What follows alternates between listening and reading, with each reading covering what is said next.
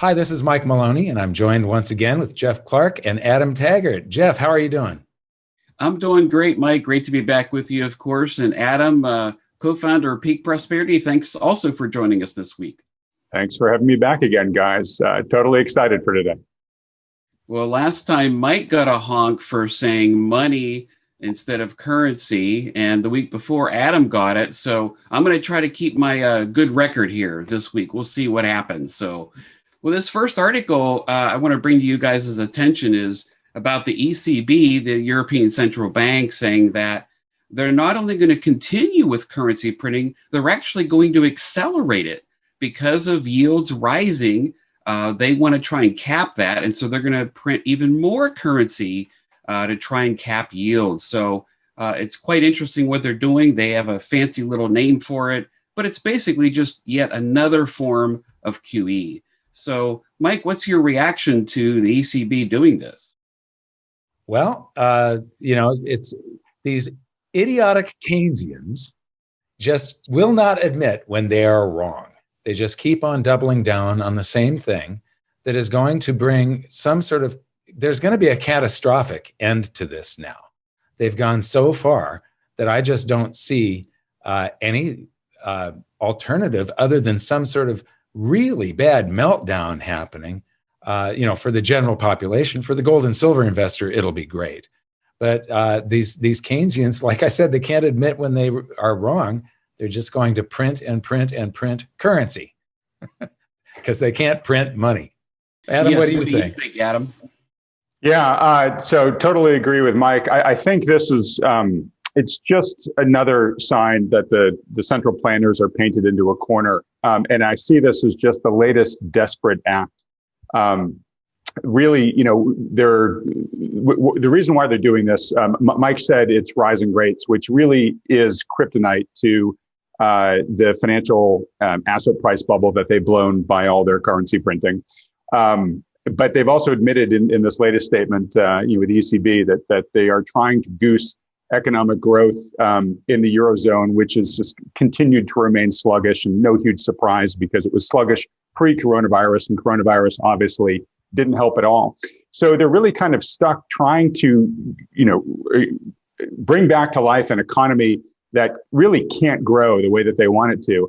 And at the same time, they're incredibly worried about these Franken markets that they've created, correcting it all. Because I don't know if you guys saw the statement from Jeff Goodlock this week, but he's stated the obvious, which is that people are starting to believe that the stimulus that all the central banks around the world and legislatures around the world are issuing is now permanent, right?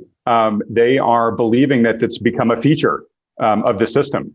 And I think that's totally true. And as Mike said, if indeed that's the case, and it seems to be, the answer to everything now is just print more, right? It is going to accelerate the transformation of these national fiat currencies into confetti. I've got a little bit more to say about that, but let me hand the football back to you, Jeff, to comment on this too before I do. Well, I also want to point out, we have a chart here of the Bank of Canada's balance sheet, and you can see it looks like a Bitcoin chart, just how much currency they're printing. We know Australia extended their program in January. Japan's doing the same thing. The US, of course. So this is a global thing, at least in the advanced economies of the world, where they're just that is their solution, like you say, Adam, is just to print. Mike, what do you think? This is a global thing. It's the Bank of Canada hyperinflating their base currency supply. But the thing is, every country on the planet is doing this. And then you can see it doesn't matter which chart you put up. You could replace this with the ECB or the Bank of Japan, or, they're all the same. It is insane, the amount of currency printing. Again, it's showing that everything these guys are doing, just to support what Adam was just saying, these are emergency maneuvers, one after another, and they have not stopped. The emergencies have not stopped since the crisis of 2008. And that was a crisis that was caused by Alan Greenspan's response to the NASDAQ crash, the crash of 2000, lowering interest rates, holding them there for too long. What is most sensitive to interest rates? Well, that's the real estate market. And he was responsible, one person, for creating, most responsible for creating the real estate bubble. All of the derivatives that we created during that time made it very unstable. But Alan Greenspan is actually the person that created it. It's one Keynesian, who used to be an Austrian hard money advocate, the gold standard. So Dan can bring in a nose and then take it away. I said money, but I meant money. But these guys, all of them, Ben Bernanke just took over from Alan Greenspan, but this has been going on now for 20 years. The extreme manipulation of interest rates, bubble after bubble after bubble that they're creating. And they're determined this time not to let the bubble pop, like Adam called it, Frankenmarkets. Or how did you say it, Adam? Yeah, no, exactly. Frankenmarkets. And if I could, Mike, let me just build on the comment that Jeff made looking at the ECB, the Bank of Canada balance sheet there and commenting on Bitcoin, because there's an economic concept called Gresham's Law, which basically says that capital goes to where it's best treated. And what's happening is as you begin to debase the currency, capital tries to find a better place to go. And right now, a lot of it is going into Bitcoin. That's one of the big reasons why Bitcoin has an exponential chart like that right now, is because a ton of capital is going there because it doesn't want to be devalued sitting in US dollars. And I'm mentioning this because the same thing is going to happen for the precious metals. They are more under the thumb of the central planners right now than the cryptocurrencies, but that could change.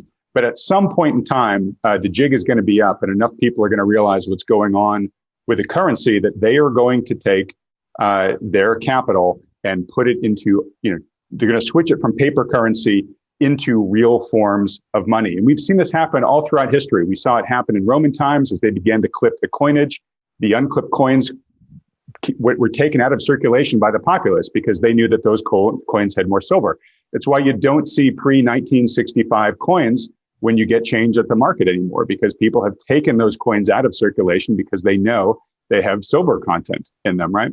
So I'm just going to tie this to a quote from last week. You may remember that the headlines last week, Elizabeth Warren was floating the concept of a 2% wealth tax. And, many people, but this one particular billionaire said, well, look, if you do that, people are going to hide their wealth. And he just looked at the camera and said, go buy gold.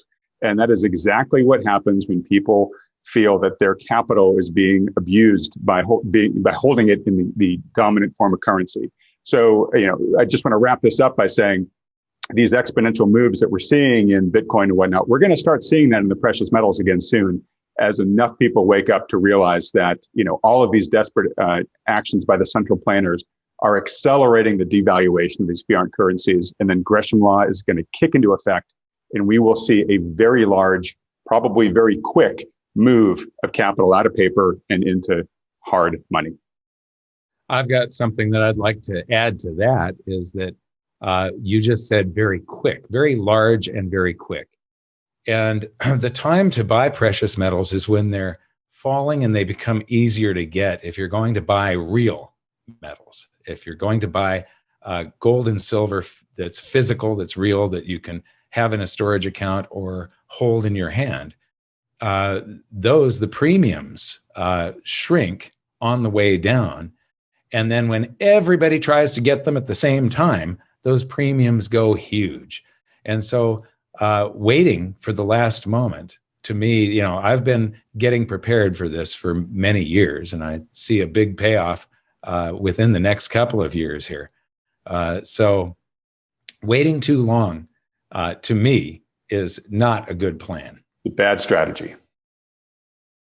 Yes, good. Well, Mike, you mentioned Alan Greenspan, and here's another tweet of the day I want to bring to your attention. This is kind of fun. This is from Trevor Chow, and he basically put all 4 Fed chiefs there in one video, and he put it to a song. We're not going to play it for you out of copyright concerns, but you can play it yourself if you click on this tweet. It's real short. It's kind of amusing. And one of the lines they say is, "We're never going to tell a lie."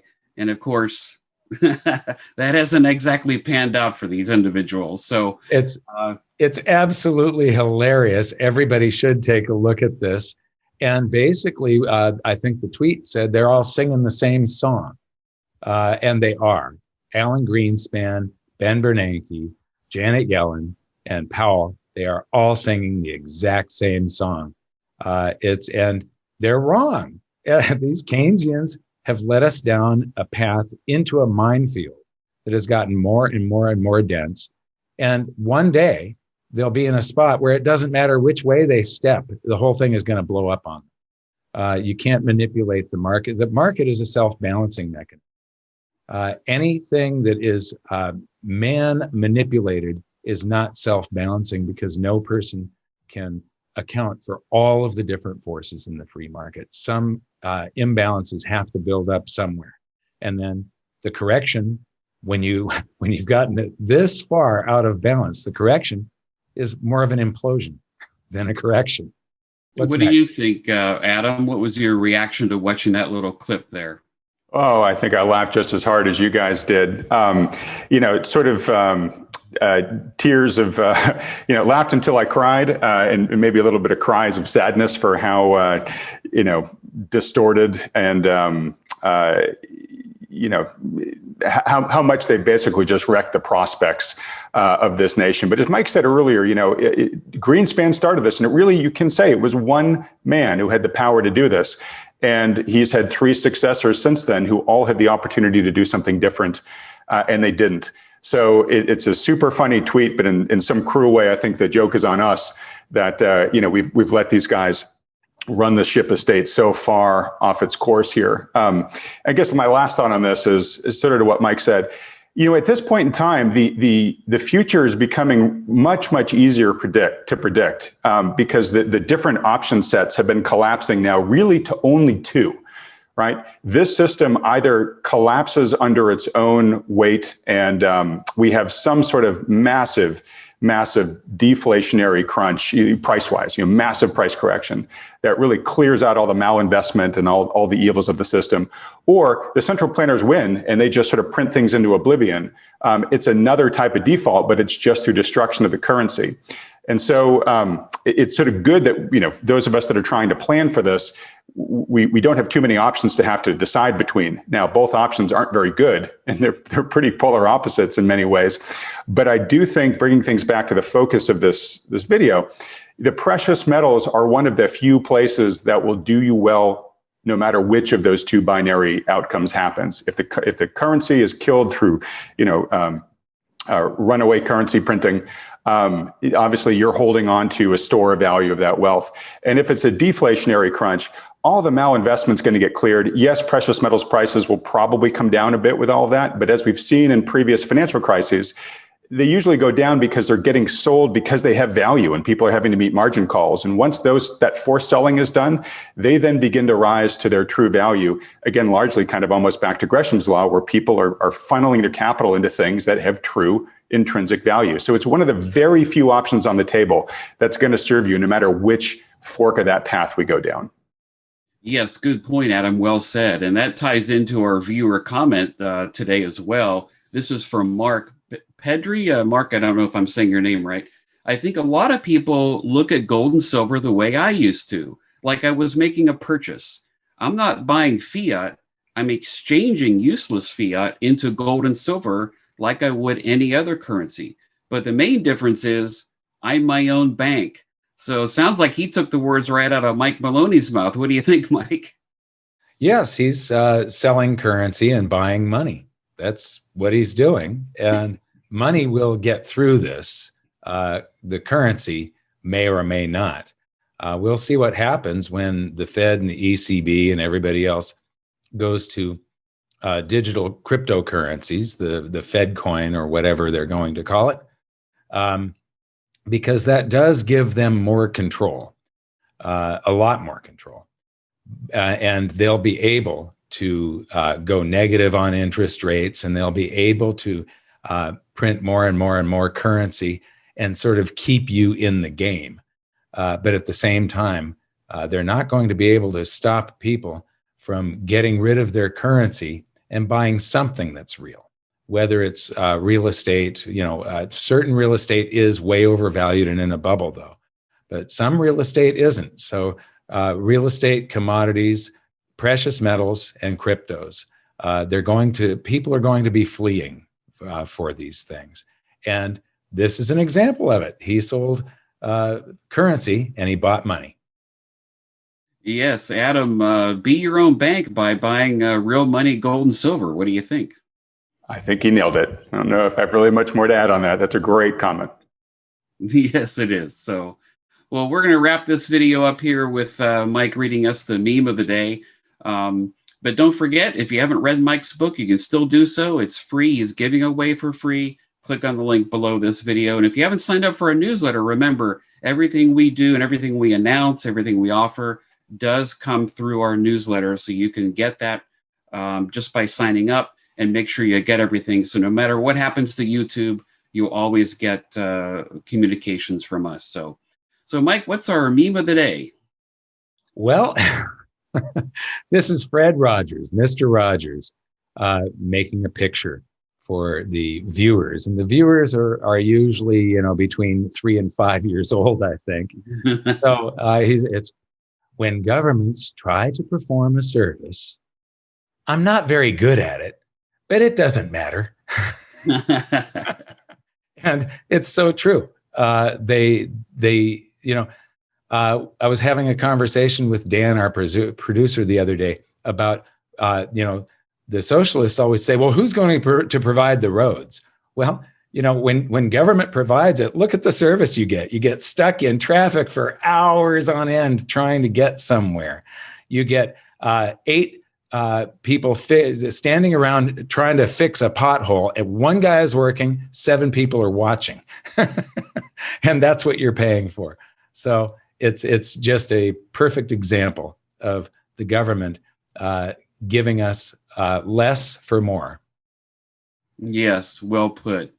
Well, thank you, guys. This was a great video. Thanks, Adam, for joining us again this week, and I'll see you both next week. Pleasure as always. Thanks, Jeff and Mike. See you later, Jeff. See you, Adam.